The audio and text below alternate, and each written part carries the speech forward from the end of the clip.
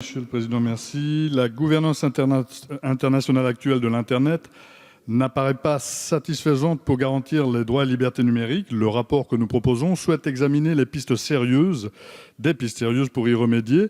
Un bien public mondial comme Internet ne peut être contrôlé par un ou des États seuls. Par sa nature même, il implique une gestion commune mondiale. Ceci implique par exemple de repenser en profondeur le rôle de l'ICANN, qui est chargé d'allouer les adresses de protocoles Internet, d'attribuer des identificateurs de protocoles et de gérer des noms de domaines. C'est une société de droit californien et donc soumise aux règles de droit américain plutôt qu'une instance internationale. Si c'est seulement depuis 2014 que le gouvernement américain a mis fin à sa supervision unilatérale de la gestion de la racine Internet pour la transférer à l'ICANN. Lors de la conférence mondiale des télécommunications internationales de 2012, il avait été ainsi évoqué la possibilité de rattacher les pouvoirs de l'ICANN à l'IUT. Nous nous inscrivons dans une lecture anti-hégémonique d'Internet pour éviter qu'un État contrôle la racine Internet de ses infrastructures et pratique l'espionnage de masse. C'est dans l'esprit de l'initiative brésilienne de 2014, la conférence internationale Net Mondiale, sur la gouvernance de l'Internet, que nous envisageons de repenser la coopération mondiale et la gestion du bien commun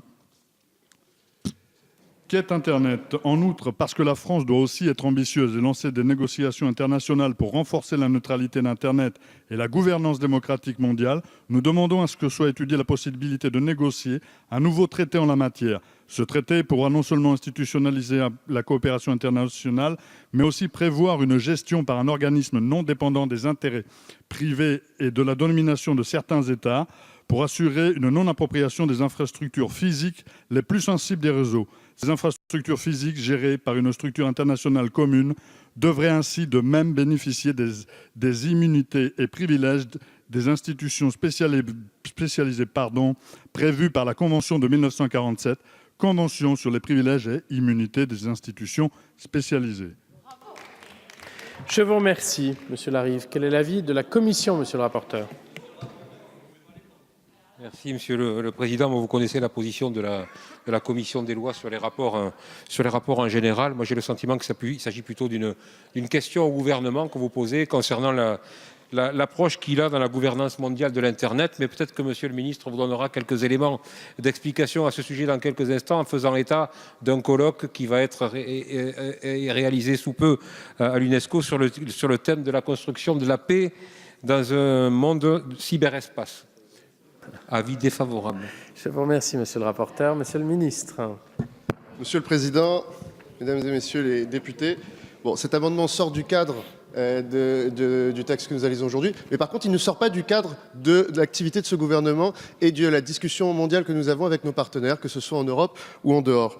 Le gouvernement travaille à faire progresser cette conception pacifique et régulée du cyberespace. Le 6 et 7 avril 2017, en France, organisée par le SGDSN et l'ANSSI, la première fois, une conférence internationale appelée « Construire la paix et la sécurité internationale de la société numérique » a permis d'approfondir à la fois les aspects académiques, diplomatiques, sur la préservation de la paix dans le cyberespace. Mais plus que ça, en septembre dernier, j'ai accompagné le président de la République et le ministre des Affaires étrangères lors de l'Assemblée générale de l'ONU, dans laquelle la France était l'organisateur d'une conférence sur ces sujets.